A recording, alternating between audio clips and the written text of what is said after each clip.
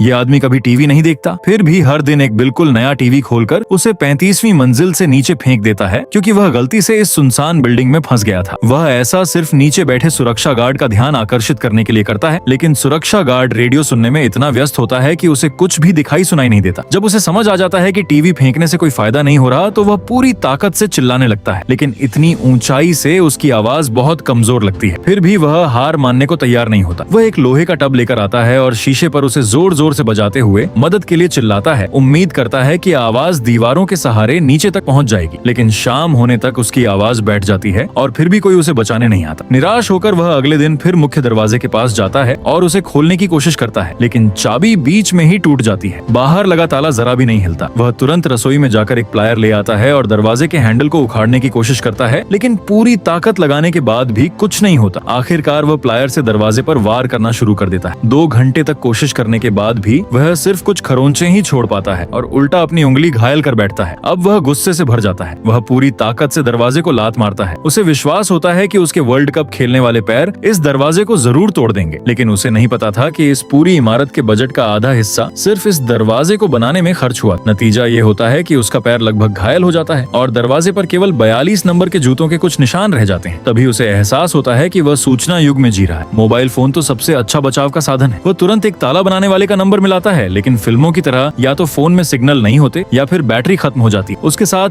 दूसरा वाला हादसा होता है। वह अपना पता भी ठीक से नहीं बता पाता कि फोन बंद हो जाता है। वह भागकर कमरे में जाता है, चार्जर ढूंढता है और फोन को चार्ज पर लगा देता है, लेकिन कुछ ही सेकंड में पूरे कमरे की बिजली चली जाती है। वह गहरी निराशा में डूब जाता है। उसे उस एजेंट की बातों पर भरोसा करने का पछतावा होता है, जिसने कहा था कि यह घर बहुत अच्छा है और यहाँ आने के बाद उसे प्यार भी मिल जाएगा, लेकिन अब वह यहाँ फंसा हुआ है और बाहर निकलना भी मुश्किल हो गया है।